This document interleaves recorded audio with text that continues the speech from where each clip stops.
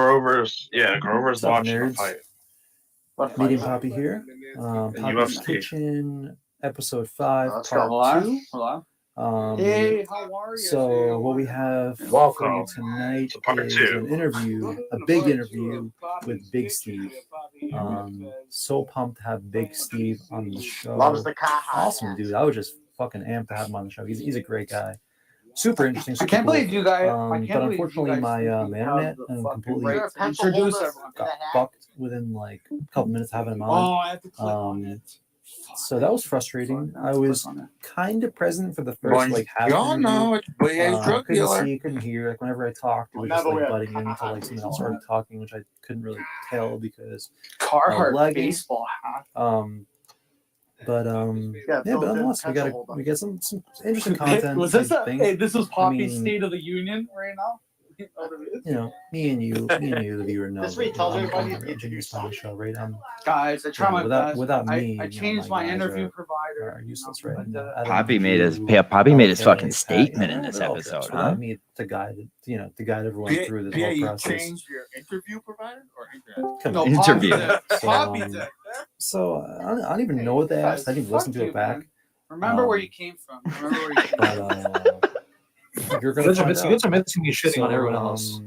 Yeah. A lot of former mods in here. Just want to say big thank you to Adam. Real sad. You're an awesome dude. You're a great guy. It wasn't cool of Kirk to talk about DMs. I think that's kind of lame. Anyways, Adam, love you, great guy. LK, Wow, Poppy, another great guy. Pat, another great guy. Yeah. So check it out. This is the end of Poppy's Kitchen. This is Poppy. Wow. Airtime here. You're trying to keep your face on. He looks like that guy. This is Poppy mode. That was Poppy mode. Poppy mode started there. Guys, I tried my best. My internet fucked up. It was my big break. I ruined it. I tried to do it again. All right, welcome to Papis Kitchen. This is week 5, episode 5. We got our biggest guest yet. We're here with Big Steve. Thanks a lot for joining us, Steve. Hey, not a problem, guys. Huge fan of Papis Kitchen. I'll say it again for you guys to get it on record. Wow.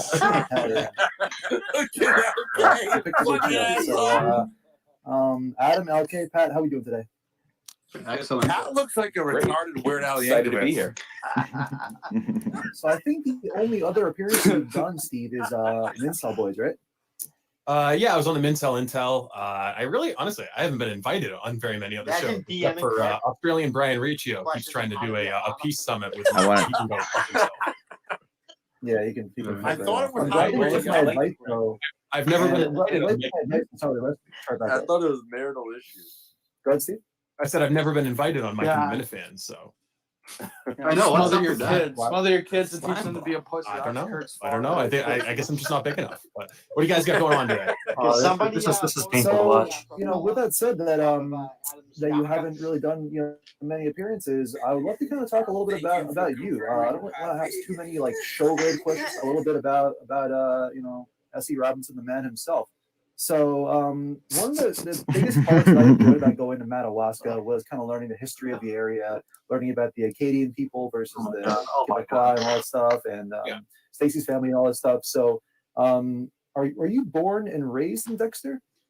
Yeah, I was born and raised in Dexter. That was a good question. And I think I don't really know too much about like my ancestors, but I'm pretty sure it's just English people who made their way up from Massachusetts and settled in Maine. Poppy's so leading them I through think my ancestors on my dad's side have been in Maine for maybe 5 or 6 generations, and a little bit less than that on my mom's side. So just like pasty white English people in Maine. I think there might be a little bit of French Canadian in my ancestry, but I'm not sure. One of my great grandfathers was adopted, so there's kind of a blank spot in our family tree. So there is a chance you're Jewish. There could be a chance. Or of German descent. One of those two. Yes. Not mutually exclusive. Oh, look at these two. Look at these two. I could do the Elizabeth Warren thing and just pretend that I'm Native American or some other marginalized community and force them. 164th. Yeah, 164th. But so far, I've not been too curious. Look at Steve. He's so confident Trump's going to win the election. I agree with you. I mean, I had one from like the 70s. It pretty much Okay, says I'm finally. not going to say anything Interesting. else. But it's been at least 5 or 6 generations.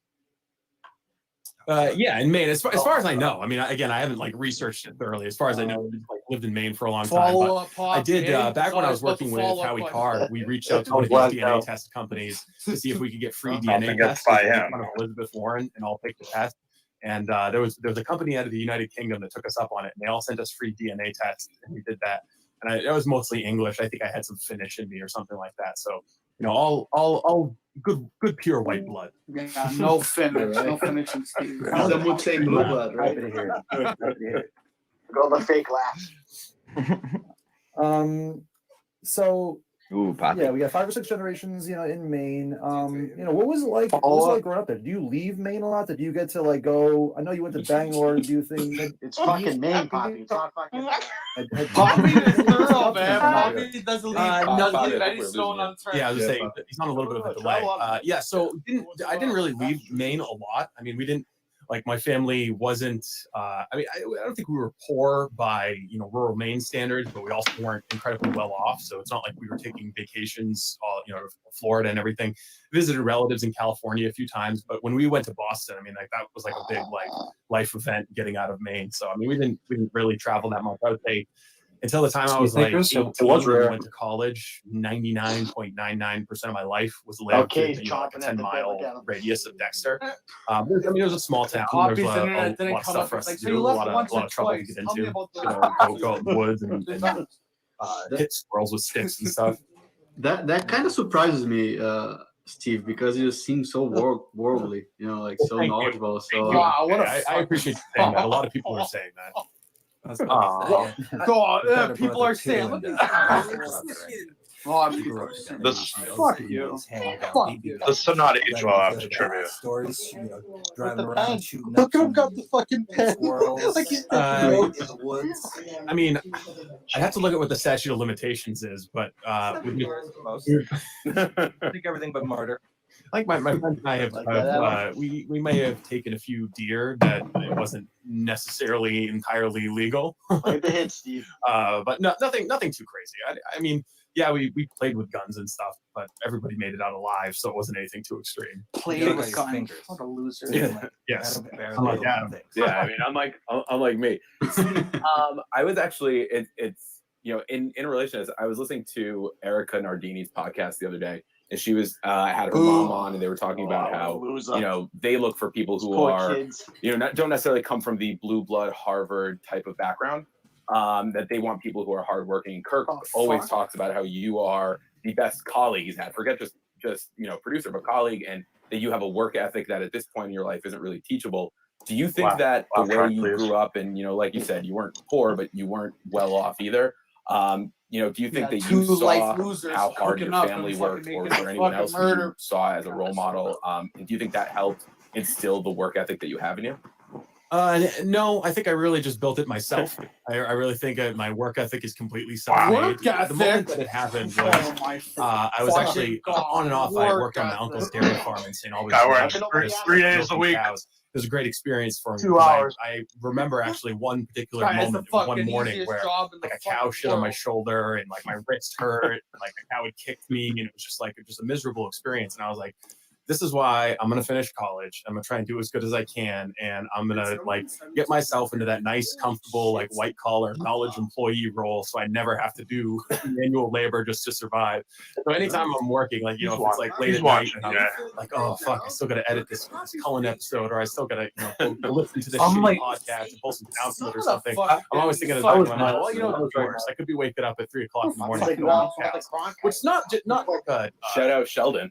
Yeah, I was saying, I mean, it's an incredibly peaceful life. At this point, I couldn't hear shit. But I was like, man, a couple of summers doing the dairy farmer life is really enough for me. I want to just sit behind a microphone and edit sound and stuff. It's a much more comfortable existence. I think there's always knowing what if you don't work your ass off, knowing what you have to fall back on.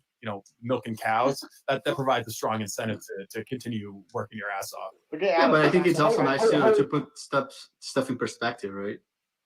Yeah, no, it definitely helps keep everything in perspective. But I think it also, hard work has its own rewards. I think people can recognize it. A lot of stuff. A lot of stuff we do is behind the scenes, but I think most people recognize, that Cullen is a good recent example. I mean, I think people can listen to that and tell how much time was spent editing the audio for that, and I think people appreciate it, and that's worth something to me. So how old were you when you were fucking audio for a podcast? Made that realization that you wanted to kind of leave that environment? Yeah, so that would be like 18, 19, because it was I did a little bit before I think before my freshman year of college, and then the breaks in between, like fall break or something, I'd come back and I'd work a little bit. And I think the summer between my freshman and sophomore year was where I spent like that entire summer doing the morning and evening milking. Fucking so at that point, did you kind of know that you wanted to go into politics and kind of along the whole political hey Fez, you're not that cool of a part of you? Like, where did that kind of start from? Who taught you about politics when you were young? Like, how did you get into that? Was there somebody in your family that you talked about politics a lot with, or? No, I mean, not particularly. I don't think either of my parents were very political. They probably skewed conservative. I think my first memory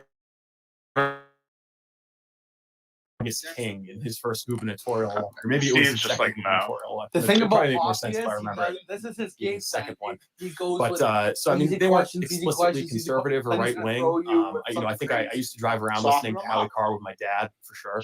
But when I got to college, it wasn't I wasn't like explicitly friends with politics. And Papis going to be like. Was after I decided not to play football my sophomore year, I ended up writing an op-ed.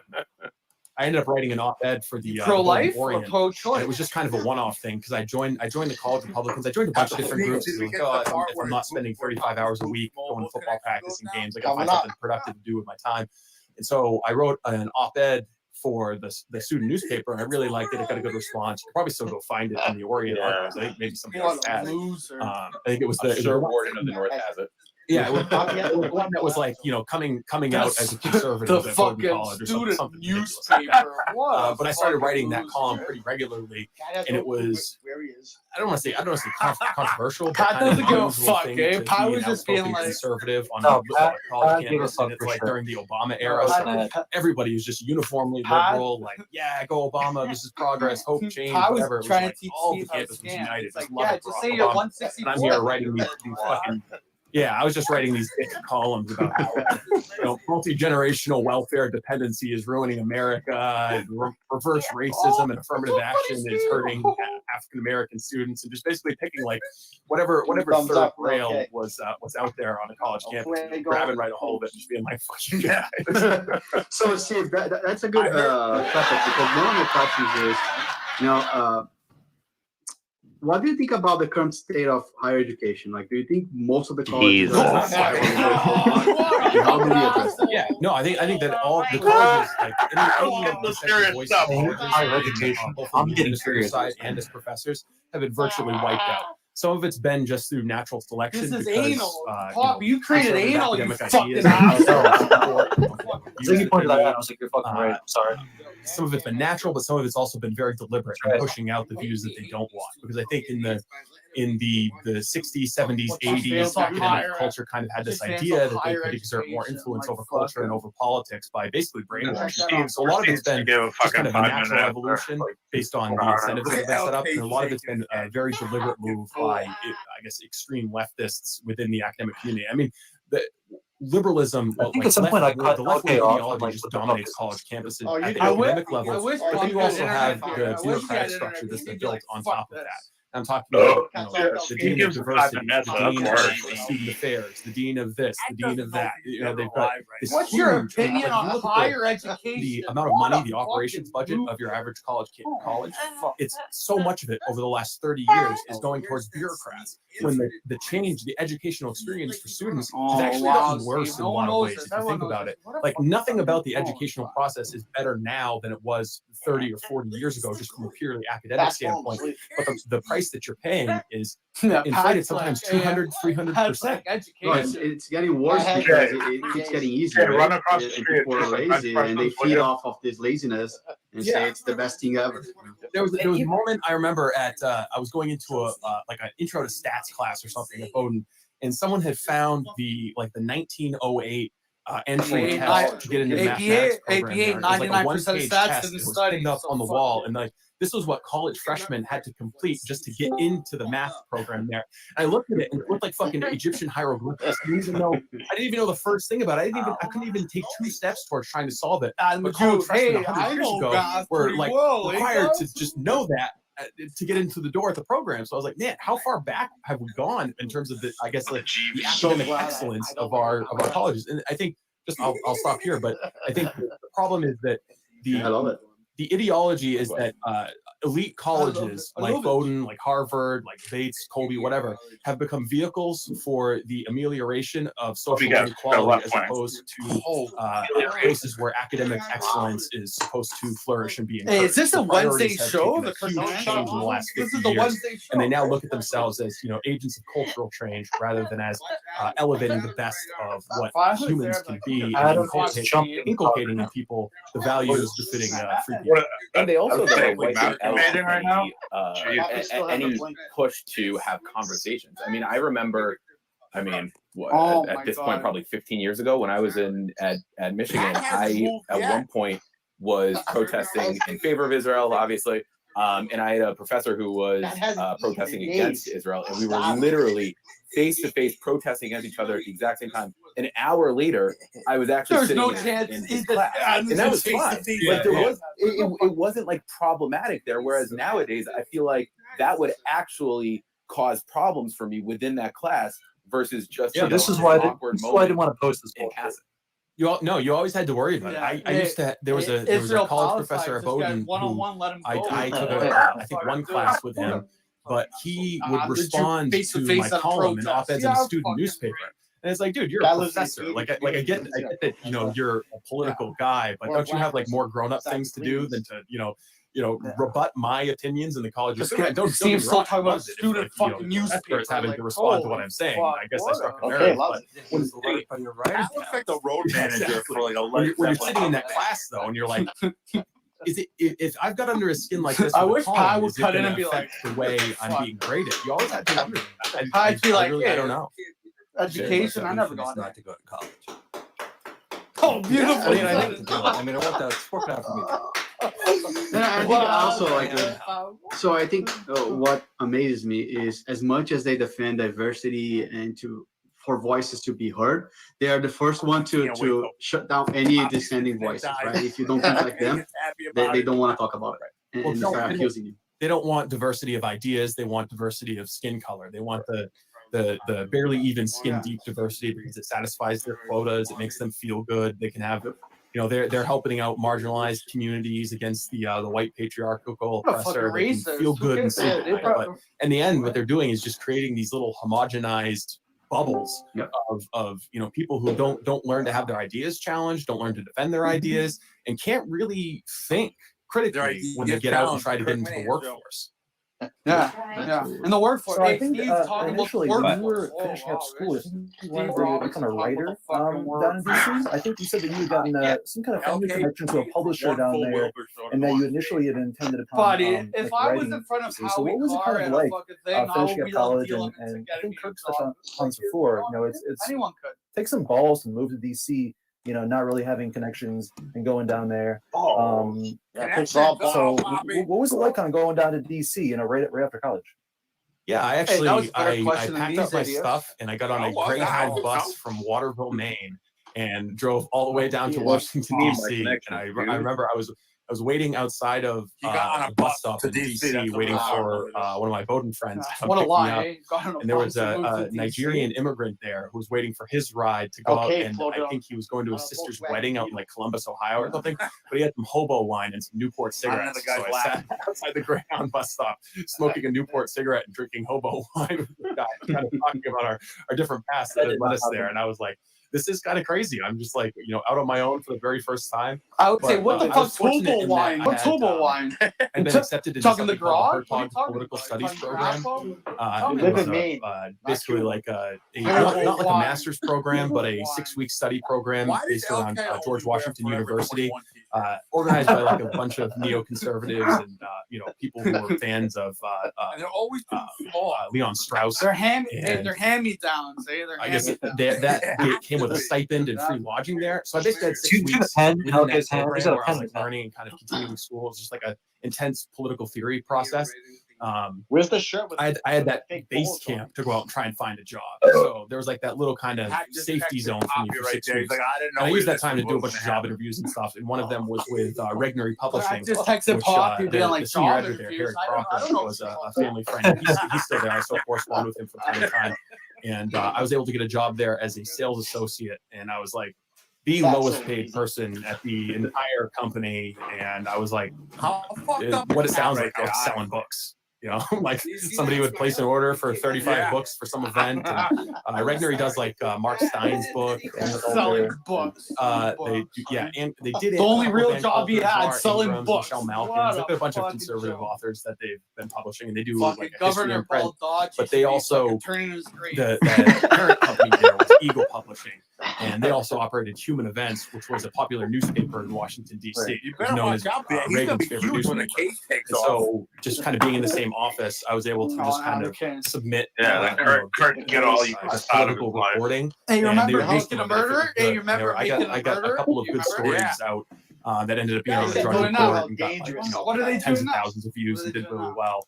And so I kind of like parlayed that into doing my next venture, getting out of sales. Because believe it or not, book sales wasn't where I was. Plan, Fez. So how long were you in DC for overall?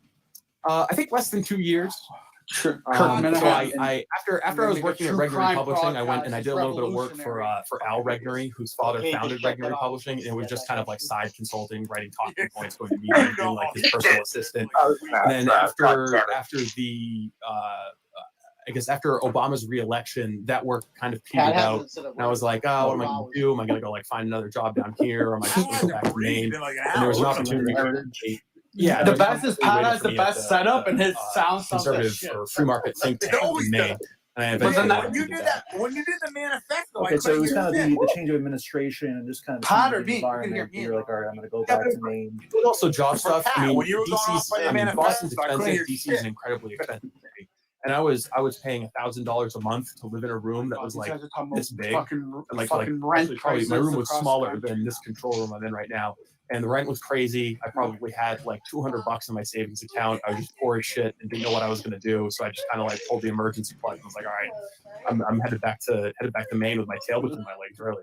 And Lafayette, if I was yeah, Steve no, Robertson, if I was Steve you guys think that's a he's joke? I was playing all eating those those guys for meatballs suckers, like, fucking punch every him. single Play day. for suckers. Yeah, I mean, So you went to Maine. Do what you gotta do. I was just say every once in a while I justify Chipotle because that could be two meals. Half the bowl for lunch and the other half of the bowl for dinner. So you came back to Maine, you're doing some writing, you're doing some policy and stuff, and I think you said you started to do radio on the weekends, is that right? Yeah, I just did this very dry, I guess my first time hosting my own radio show was called Inside Maine on WGAN. And it was like, actually, I think I started off with like a 3-hour or 4-hour program. And it was just like, every couple of weekends I'd do it. And I just did like what most people do when they're new to radio. I just stacked it up with guests. Best producer in the business. I did like, every different segment, I've got some kind of guest with an interview, and I don't have to like talk a lot myself or that was the hardest Steve ever worked in his life. Any calls Saturday or Sunday morning in Portland, Maine. So I just do a bunch of guests, and I talk about like how Medicaid expansion policy under the Affordable Care Act is going to affect nursing homes in the state. Like the director of the Maine Nursing Home Association or something like that. I mean, just very Yeah, so you're doing that, and then you fall into, or not fall into, you have that kind of famous event that you MC with what's the name, Altitude and Violet. Yeah. So, right now, I'm trying to think of any question, anything. Yeah, so at that point, you basically thought you were going to be a writer. You were in the writing kind of lane, doing politics and all that stuff.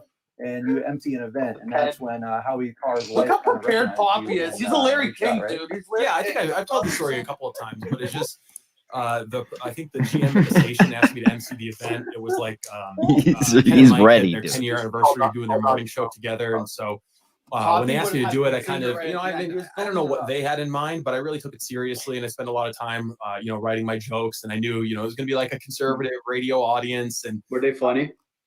Yeah, I mean, you've heard them. They were fucking hilarious. I was the funniest one there. Were I they was the only one who funny? Governor Baldacci was a fucking dead stick. I don't know if they invited him to the apartment. He fucking tell a joke and depended on. Did you murder Baldacci or Menor? I killed Baldacci pretty hard. I think I was the hardest on Baldacci, and he was also the only one who slapped back at me privately. He after I was ripping into him, and after he was done, and I was kind of inviting him off, I shook hands with him, leaned in, and he was like, "I hope you can find some honest." Hey, Pat's too busy. He's digitizing. Oh, look at me. You did basically the next day, right? You got an offer to work for Howie Carr. So did that entail moving to Boston? Yeah, I picked up everything and moved to Boston. My then girlfriend quit her job, and we took the whole thing down to Boston. We actually lived in Waltham for a little How while. many times has Steve said he's picked up everything? So I didn't know you've been in Boston that long. It's been all over the place. You've been in Boston for a while now, so you had no Picked experience up everything at all and moved to with, DC. yeah, you had no experience at all with radio. Your fucking any of parents. that. I Your think you parents. walked in, you learned kind of all of it Don't be a on the fly. So yeah, I mean, look at Poppy. moving onwards, so you did that for about 5 years, and I think you had mentioned that you kind of started to get a little bit bored with politics and all. So how did you first meet Kirk?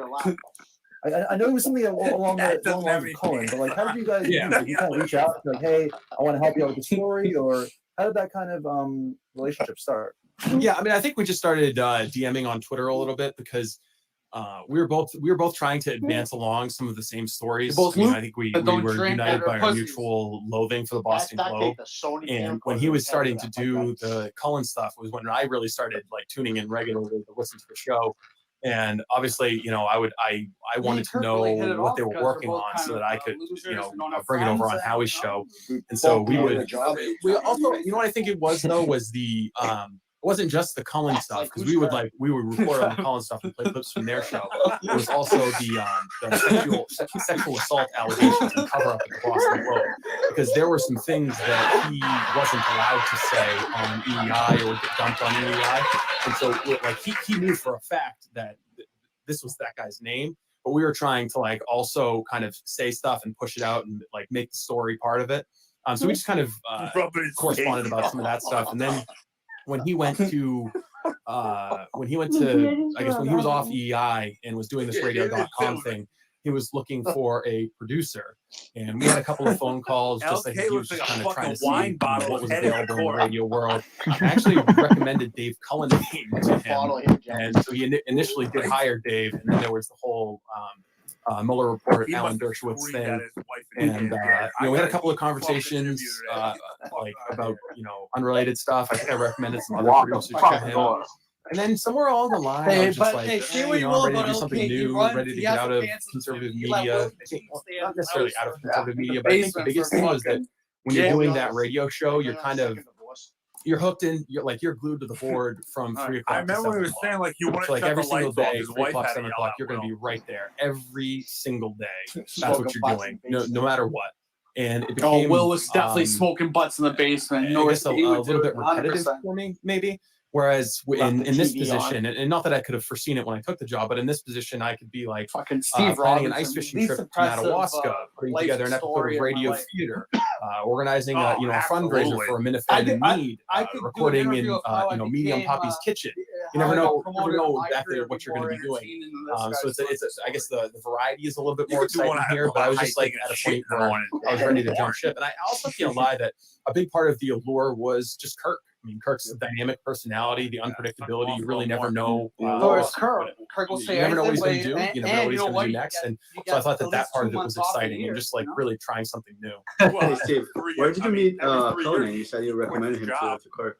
Yes, well, actually, I knew Cullinane for a long time because when Howie first started doing his show, he was out of Barry Armstrong's studio. And for people who aren't radio people in Massachusetts, Barry Armstrong is financial advisor and does the financial exchange paid infomercial on WRKO, the same station that carries Howie's show.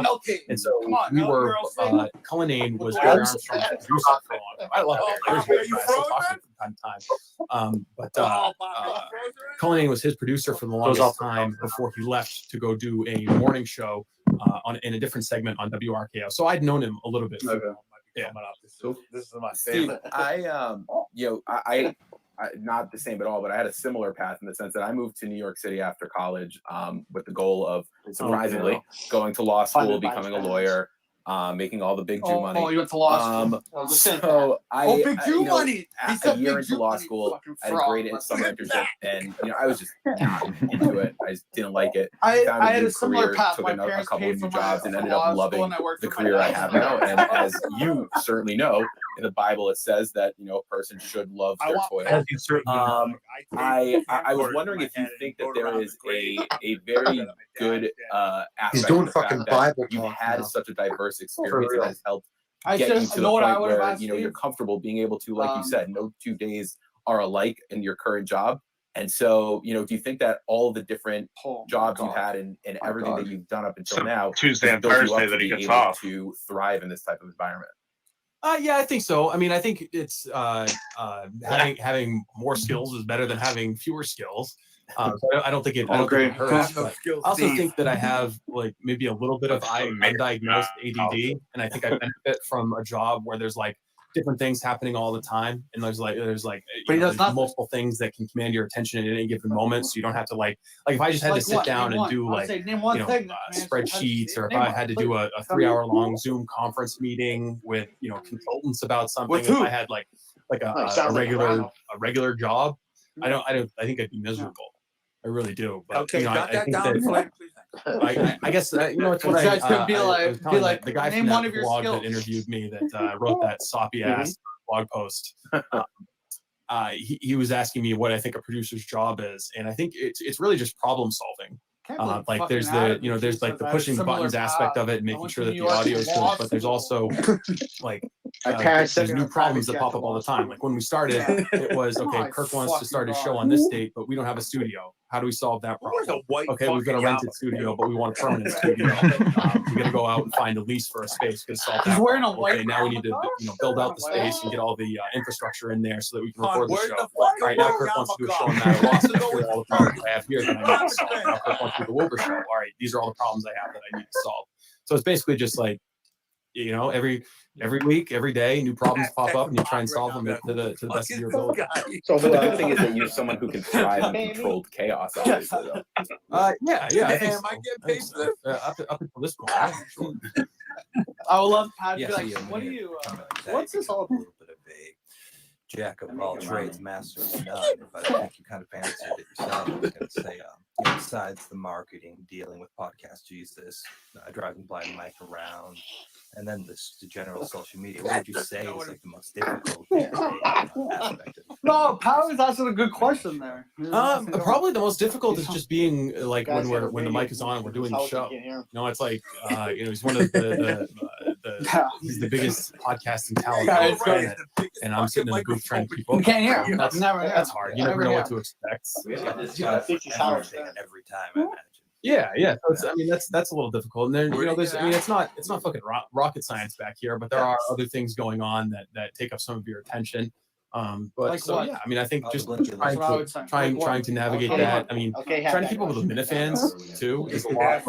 I know the Red on the rundown, they were going off on what a liar I am, and we had Red on the show today, and he was like, oh well, he misinterpreted the Mina ladies thread that one time and caused some drama.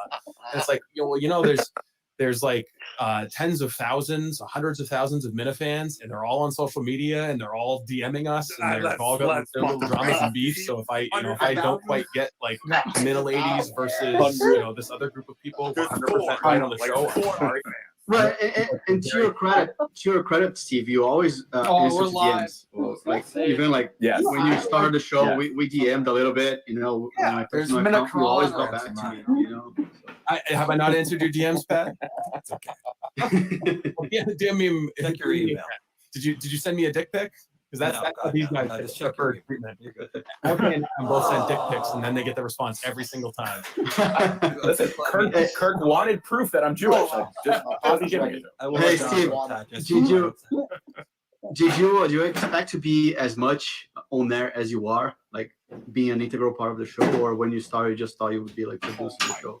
Yeah, well, I mean, I expected some kind of on-air role. I mean, that's what I was used to. I mean, I'm sure Kirk listened a little bit to what I was doing with Howie before. Papis like, what's going on? Was I've even got a interested line in of having me questions on. about the So I was pretty vocal on how we showed This you is my debates show. and everything, but I also knew that Kirk's approach to content is to take the people He's saying, and turn them into characters. hang But up the certainly, phone. I'm on.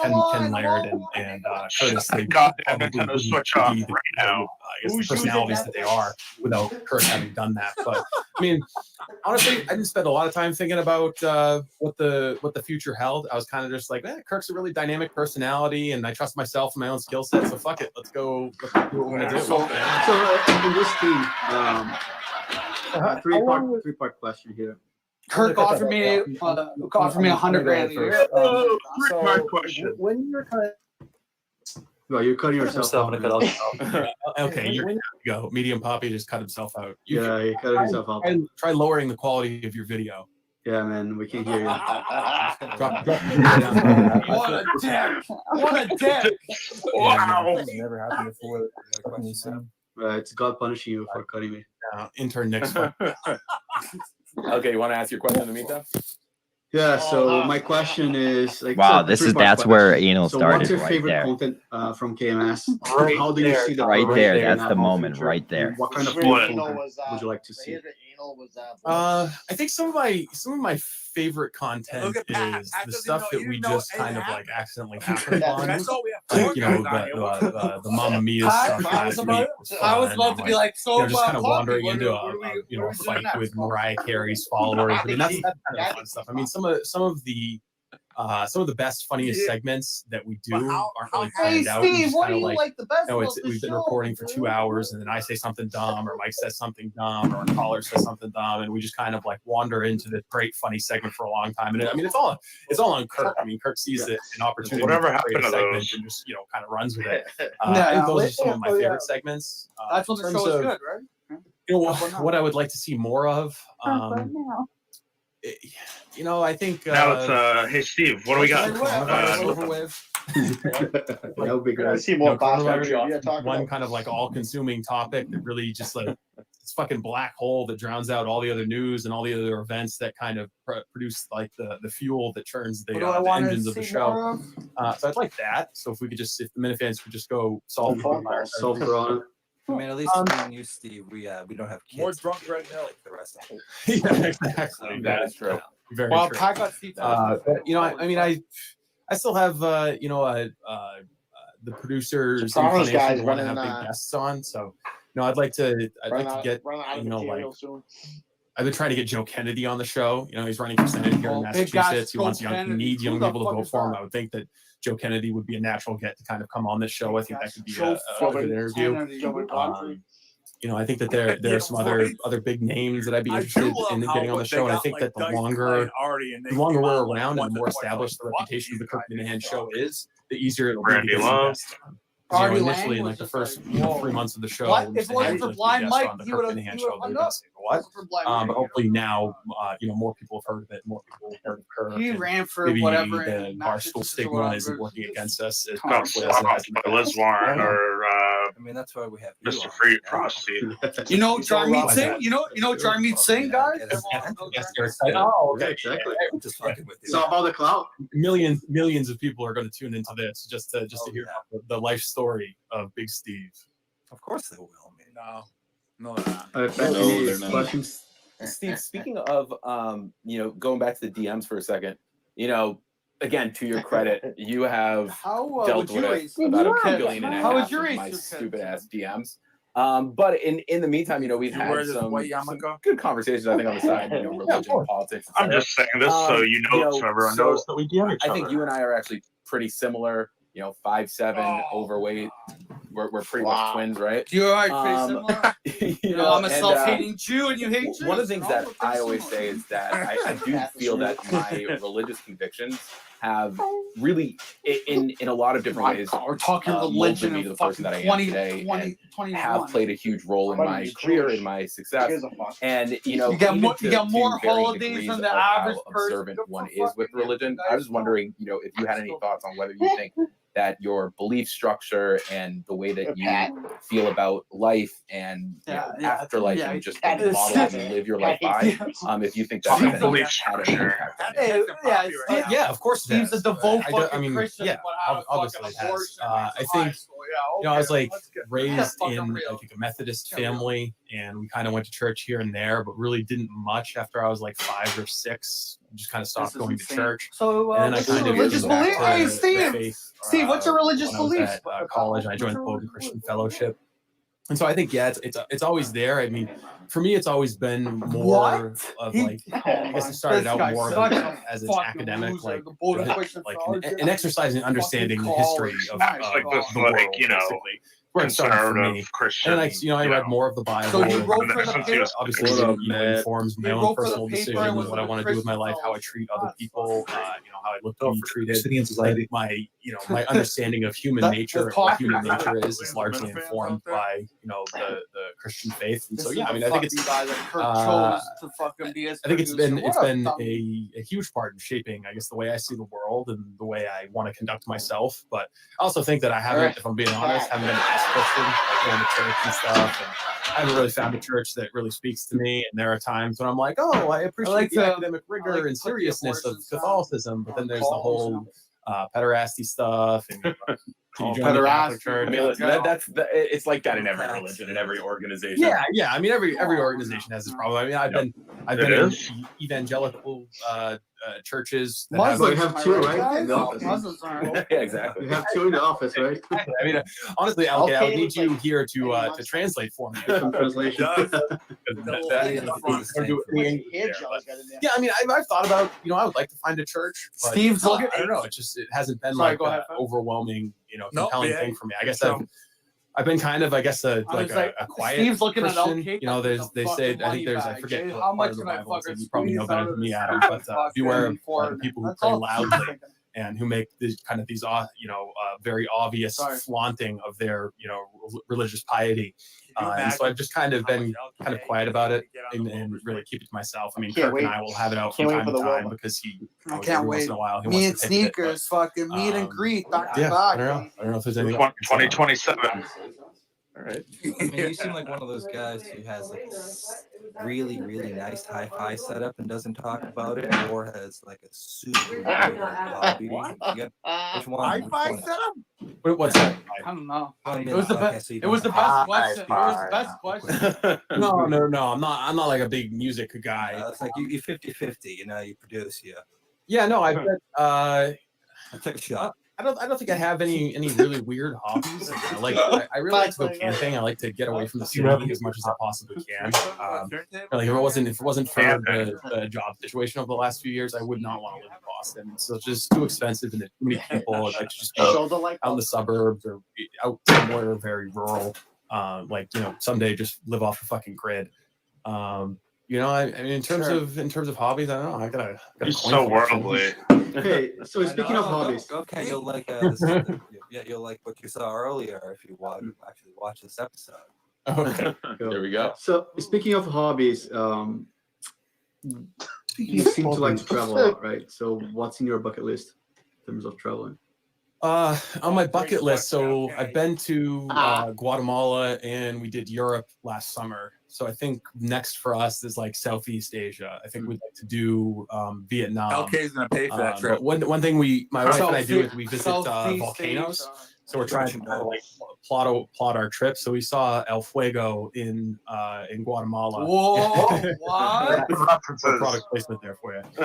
Thanks, Steve. We saw Vesuvius and Etna when we were in Italy. And so I think we might try to I don't know. Steve I think we loves got a little, volcanoes. Steve's South just Asia milking trip these planned. idiots. He said, "I'm And gonna say obviously, like I mean, volcanoes, I've so I been can say to El Moscow Fuego, some numerous fucking times. El Straight Fuego, to and Right. shit. Already checked off the list. I had, for my honeymoon, we went to the Greek islands and we saw the volcano off of Santorini. Oh, And then for my wife's nice. 30th, we did actually the Amalfi Coast also. Yeah. And did Nice. Vesuvius. Oh, Steve, I just want Mussolini to though. Hey, Mussolini though. before we you run know. out of time, I Yeah, really just right, want right? to give you an opportunity here. And this is going to be the first time You're I think setting up a publicly joke. you've had this opportunity. Do you want to Yeah, formally Anti-Semitic joke. disavow Yes. Adolf Hitler and the Nazi Okay, regime, laughing as at it. well Yeah. as declare your love for Is this pre-planned? Jews? I formally disavow Adolf Hitler and the Nazi regime, and I declare my undying love for the chosen people, the people of Israel, the nation of Israel, and all of Judah. Well done. That's well great. done. All right. Well, as You're my number one. You're my number one Jew. What That's can I true. say?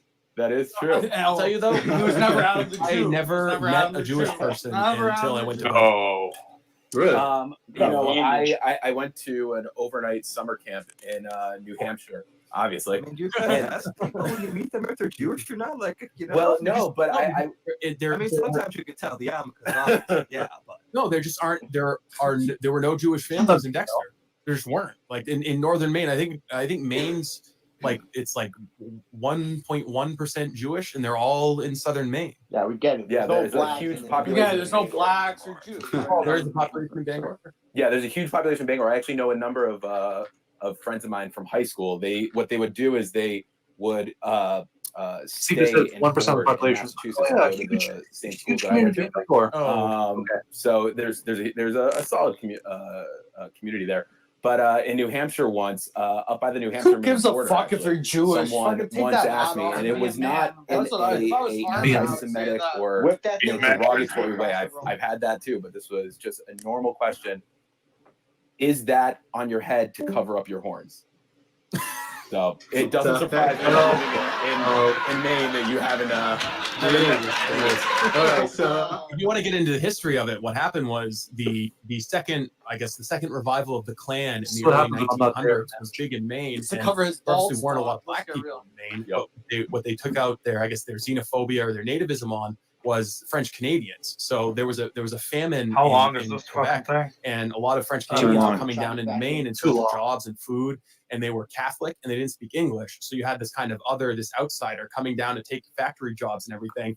And the white Protestants in Maine didn't like that. So the Klan kind of got together to basically go burn down Catholic churches and get rid of the French The Canadians. boys. And a lot of them Calls it ended the up saying, Klan. "Fuck Maine, we're going to go It's like down it is to the New Klan. Orleans." And that's where Acadians come from. And yeah. it just also happened to be that they would hate basically anybody who wasn't white and Protestant. And so if you're Who's trying to talking find a trivia? new place to live, You and you're got- My Catholic, God, you're cameo Jewish, do you blind wanna go Mike, live where man. all these guys in Holy hoods are fuck. like burning churches and synagogues down? Probably not. So guys, learning what they see. sous chef LK here taking over the kitchen. We don't want to take much more of the time. Steve, so any closing words before we let you go? No, just go listen to the show today. We had a great show. I think we've got a great initiative. I think the Minna family is going to come together to help out John, and we've got some Gonna get that eBay Papis auction Kitchen items bump. up that people will be able to bid for a chance on. Actually, okay, there's one that's going to be of interest to you. We're making Right. available an opportunity to be a part of the Wilbur Show. So you will have Oh. a speaking All role. right. Oh, That's God, fine. this Part was of the all Wilbur long Show, but you're going to be the con. highest Let's bidder go. on the item 6, over at 7,000? eBay.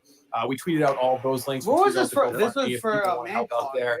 And I think we've got some other surprises that Kirk alluded to today during the show that people will be interested in. Some I heard it was opportunities 5 for figures. some opportunities for the Minna fans for sure. I'm gonna go Portnoy on this then. There you go.